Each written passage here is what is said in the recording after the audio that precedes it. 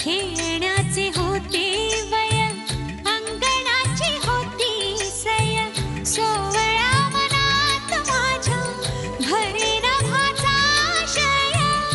तवकले उंबऱ्यात मी पाहुनी नवी पहाट, जणू जन्मले नव्याने भरता मळवट. हाती अमृताचा वसा, साथ देई माझा सखा, त्याच्या कृतार्थ डोळ्यात झुले उंच माझा झोका, उंच उंच माझा झोका, झुले उंच माझा झोका. दाटुनी येता मेघ, भरे आकाश उजळ, माळ ही व्रताची जपता,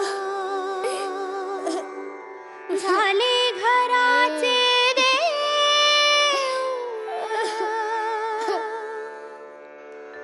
झिजे पायरी होऊन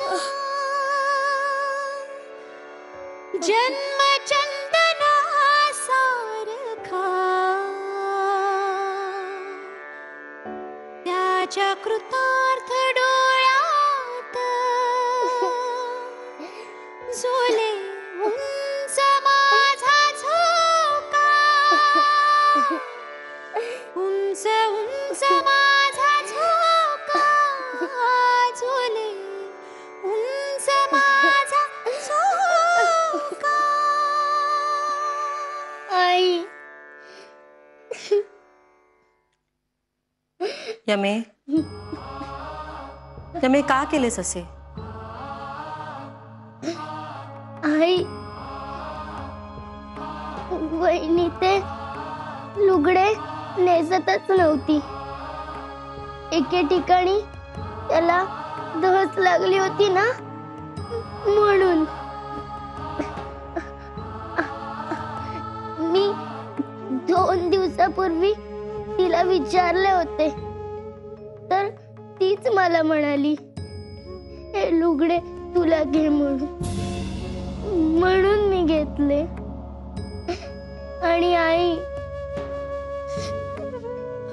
तिने जेव्हा सांगितले होते ना, तेव्हा केशव सुद्धा होता तिथे. अगं मग हे मगाशी का नाही सांगितलंस तू?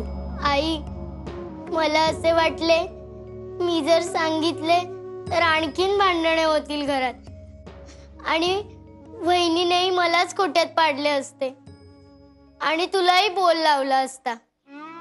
आधीच त्या दामले काकांवरून तुला. यमुने, मोठी झालीस का तू? बरं आता जा आणि बहिणीची क्षमा माग. अगं पण हे बघ, आपली चूक असो वा नसो, मोठ्यांची क्षमा मागितल्यामुळे त्यांचे आपल्यावरचे प्रेम वाढते. कायम ध्यानात ठेव. बरे यमे, आता डोळे पुस आणि जरा आवरून घे. मला कुलकर्णी काकूंनी बोलावलंय, मी तिथे जाऊन येते.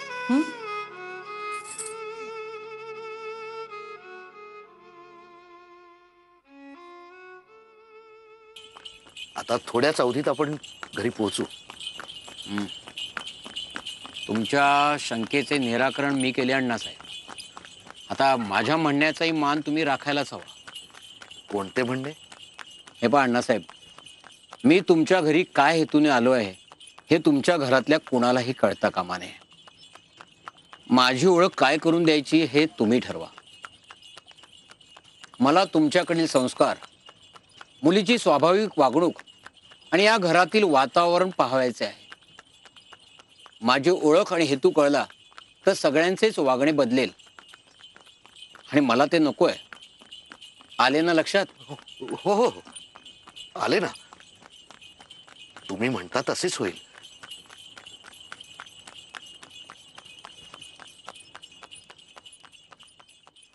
उमाबाईनी, अहो उमाबाईनी. काय झालं काकू? अगं सासूबाई तापाने फणफणल्यात, कसं तरीच करते आहेत म्हणून म्हटले उमाबाईंना सांगावं, म्हणजे त्या काहीतरी औषध करतील. बोला बघू त्यांना चटदिशी. काकू, आई मगाशीच कुलकर्णी काकूंकडे गेलीये. अगं बाई, कुलकर्ण्यांचा वाडा आता गावाच्या त्या टोकाला. आता 2 घटका तरी त्या काही यायच्या नाही. आता काय करावे? सासूबाईंचा त्रास काही माझ्याच्याने बघवत नाही. काकू, मी येते तुमच्या बरोबर. तू काय करणार यमुने? सार्जंटास दिलेस तसे सासूबाईंना.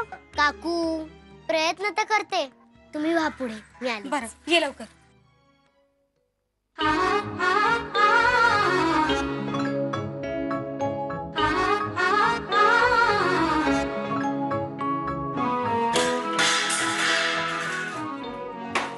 यमे, अगो काय गडबड चाललीये?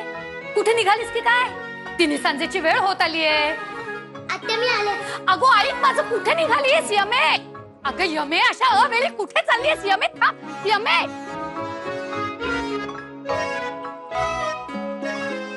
अगो बाई, अण्णा आले.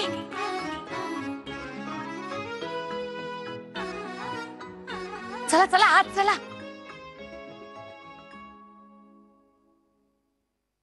आता ही कार्टी कुठे गेलीये? अगं चला ना आत चला. कुठे गेलीये देव जाणे. चला चल.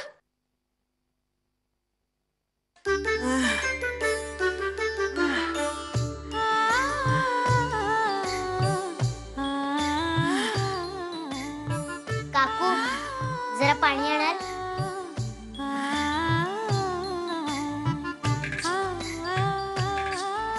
आजी, तुम्ही काळजी करू नका हा. आईने मला खूपसे शिकवले आहे. मी हा लेप तुमच्या डोक्याला लावला ना की तुम्हाला लगेच आराम पडेल.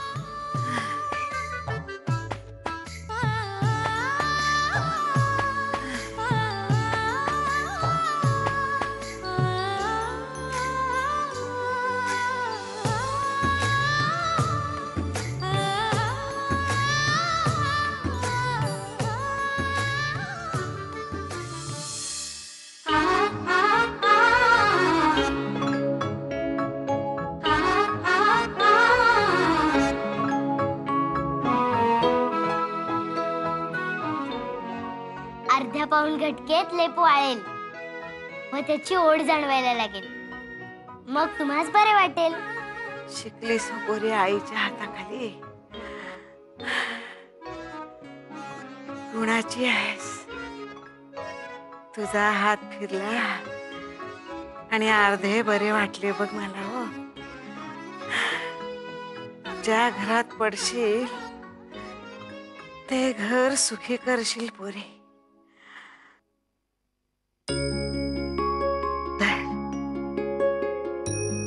हा लाडू घे.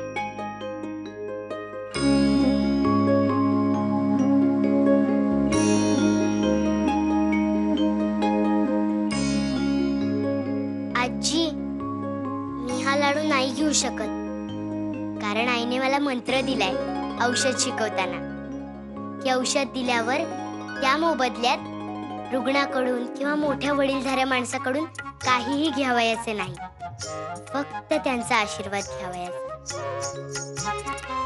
शोभतेस हो उमेची लेक. अगं, माझे आशीर्वाद आहेतच, पण हा लाडू प्रसादाचा आहे हो, मोबदल्याचा नव्हे. हे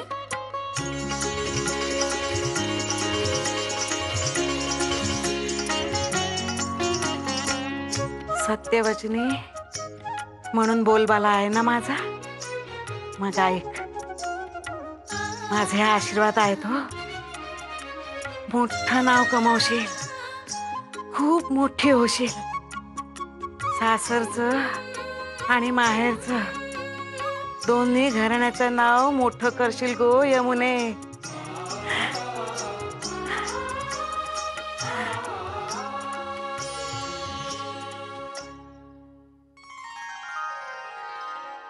या बाळंबजी. वामन, या. वामन. हे सामान घे आणि त्या बगीवाल्याची व्यवस्था कर जा. या या या. हो. लेकर, आमच्या हेतूविषयी गुप्तता बाळगावायची आहे. ध्यान आहे ना तुमच्या? हो हो अगदी या ना.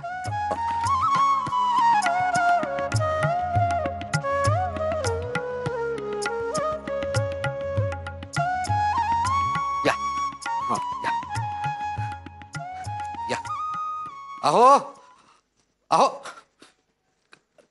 काय हे वामन वामन.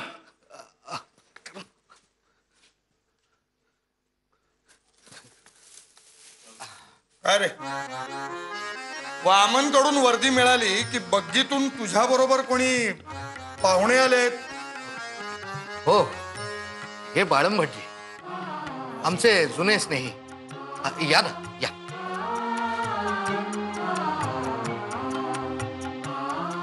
कोर्टात अचानक गाठ पडली. मी त्यास म्हटले की आमच्याकडे मुक्काम केल्याखेरीज पुढे जावयाचे नाही, त्या साताऱ्यास पुढे जावयाचे आहे. पण मी म्हटले की आमच्याकडे 2 दिवस मुक्काम करावयास हवा, आमचा पाहुणचार घ्यायला हवा. बरोबर ना बाळम भटजी? वा उत्तम केलेस. कुर्लेकरांकडे अतिथी अभ्यागतांचे स्वागतच असते. म्हटलेच आहे अतिथी देवो भव. हो घ्या गुळपाणी घ्या. हो वामन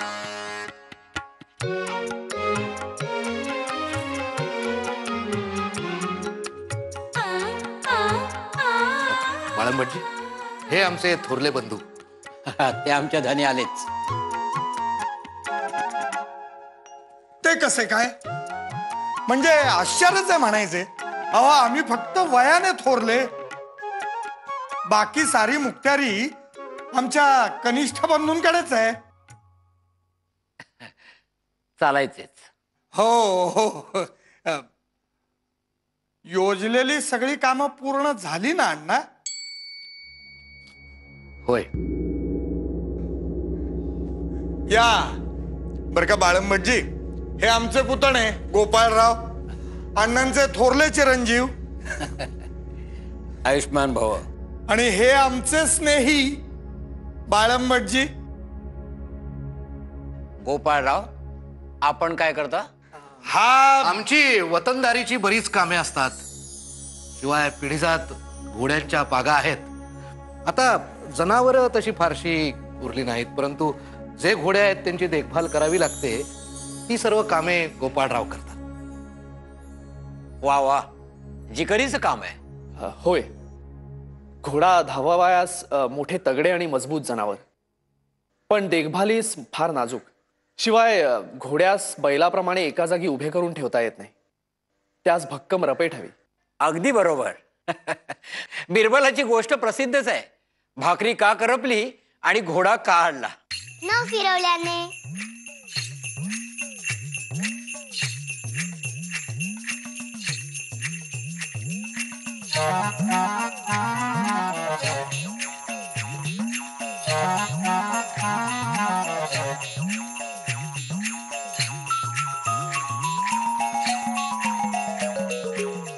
अगं बाई, एवढे रामायण घडले तरी पुन्हा तेच.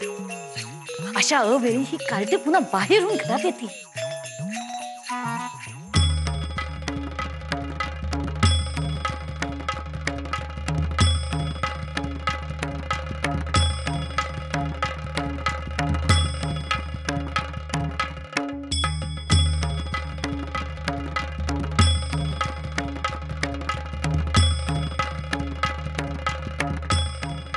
यमे इथे ये.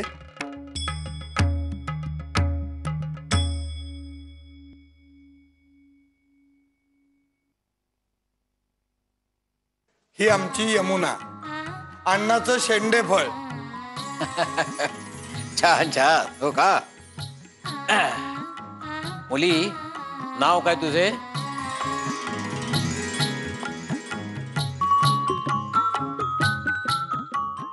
मला वाटते माधवाने इतक्यात तरी लग्न करू नये. प्रसाद कधीही एकट्याने खाऊ नये. आणि हो, तुम्ही पण एकट्याने खाऊ नका बर का. नाही खाता आजूबाई?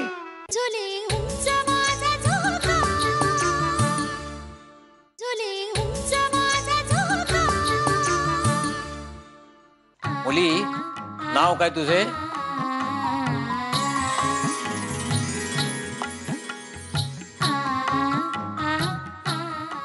यमे तूच नाव विचारताय. सांगतीये अण्णा. नमस्कार करते हा. हो, शुभ भवतु. माझे नाव यमुना माधवराव कुर्लेकर. अण्णा द्या ना. मुली, अशी तिन्ही सांजेची वेळ झाली असताना कुठे गेली होतीस? शेजारच्या आजींना औषध द्यावयास गेले होते मी. आमच्या मंडळींना वैद्यकशास्त्रात गती आहे. त्यांचे माहेर मिरजेच्या राजवैद्यांचे. म्हणजे राघोपंत करमरकरांकडचे? होय. त्यामुळे वैद्यकशास्त्राचे बाळकडूच मिळाले आहे त्यास. गावातील अडल्या नडल्यांना मोठाच आधार असतो मंडळींचा. उत्तम. राघोपंत म्हणजे मोठे प्रसिद्ध वैद्य. जितकं ज्ञान आणि अभ्यास मोठा तितकाच हाताचे गुण. यमुनेलाही तोच वारसा लाभला आहे. आपल्या आईला मदत करता करता आपोआप. छान छान. पुण्य जोडण्याचंच काम आहे. मुली, हे तुझ्या हातात काय आहे? हा लाडू आहे. आजीने दिलाय, घ्या ना. औषध दिल्यानंतर रुग्णांकडनं काहीही घ्यावयाचं नाही, हा नियम विसरलीस तू यमे?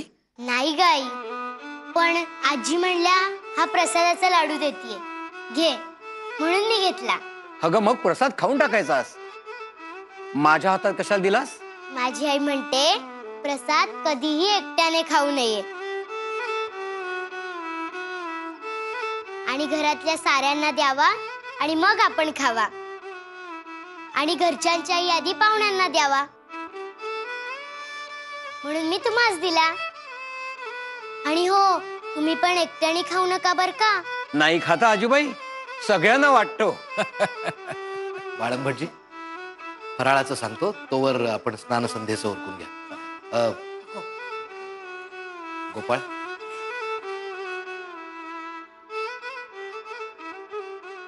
मी आलो सर. हो, जा स्नानसंध्येची तयारी कर.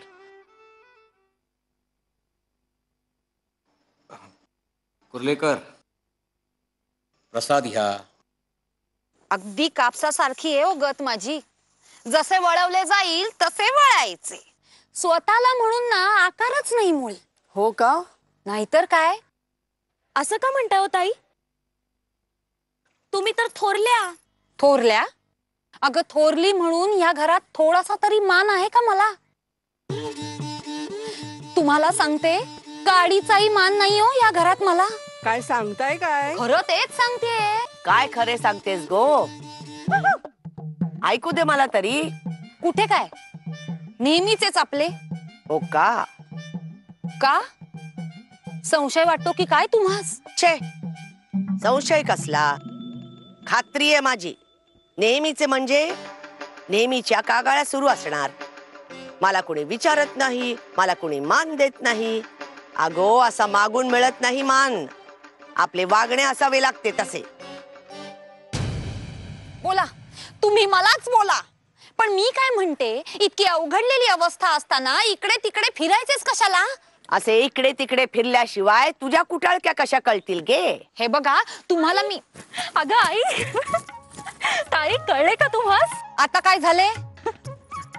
आपल्या माधवाचे लग्न करतायत. काय?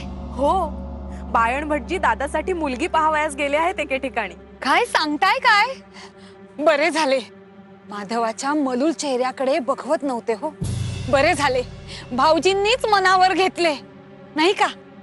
हो, मला वाटते माधवाने इतक्यात तरी लग्न करू नये.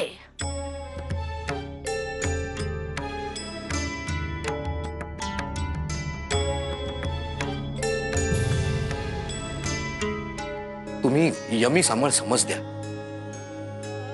दामल्यांच्या वेळी झाला तसा प्रकार मला पुन्हा व्हायला नको आहे.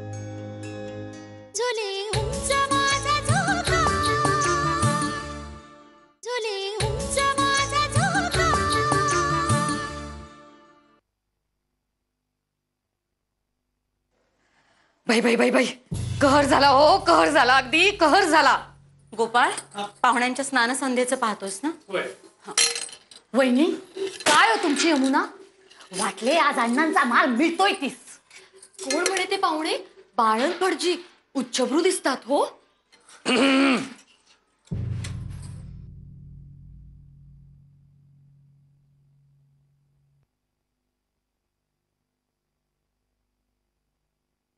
यमुना कुठे आहे? काय झालंय? आपण एवढे धास्तावलेले का दिसताय? मला आधी सांगा, यमुना आहे कुठे? अहो असेल इथेच, पण काय झाले ते तरी सांगा. घरात कुणास सांगू नका असे सांगितले त्याने, परंतु अर्धांगिनी सांगणे म्हणजे स्वतःलाच सांगण्यासारखे आहे. त्यामुळे यात शब्द मोडण्याचे काही पातक नव्हे. काय ते उलगडून सांगाल का? सांगतो. हे बाळम भटजी म्हणजे कुणी साधीसुधी असामी नव्हे. वेदविद्या पारंगत विद्वान आहेत, शास्त्रार्थ जाणतात. पुण्यास गोविंदराव रानड्यांचे कुल उपाध्याय आहेत, त्यांचे सल्लागार आहे. फार मोठा मान आहे त्यांचा. तुमचे स्नेही म्हणून भाऊजींना म्हणालात तुम्ही, पण पूर्वी कधी नाव ऐकलं नाही तुमच्या तोंडून. तो कसे ऐकशील? परिचयच मुळी परवा झाला. अगबाई म्हणजे? अगो, हरिभाऊ जोशांनी पुण्याच्या महादेव रानड्यांचे म्हणजे गोविंदराव रानड्यांच्या चिरंजीवांचे स्थळ यमी करता सुचवले आहे. मुलगा इंग्रजी बुके शिकून फार मोठा नावलौकिक प्राप्त करून आहे. पुण्यात सदर अमीन म्हणजे फर्स्ट क्लास सब जज आहे. अगबाई काय सांगताय काय? देवच पावला म्हणायचा. म्हणून तर इतका जपतो आहे मी. तुम्ही यमी सांभाळ समज द्या. दामल्यांच्या वेळी झाला तसा प्रकार मला पुन्हा व्हायला नको आहे. तेव्हा तिन्ही सांजेच्या वेळेला पोर मुख्य दारातून घरात आली. आपल्याकडे मुली बायकांना वेळी अवेळी ओटीवर येण्यास मज्जाव आहे हे दामल्यांना ठाऊक होते. नुसती दांडगाई. मला तसा प्रकार पुन्हा व्हायला नको आहे. बाळम भटजींनी यमीस पसंत केले म्हणजे ही सोयरीक जुळलीच असे समजावे.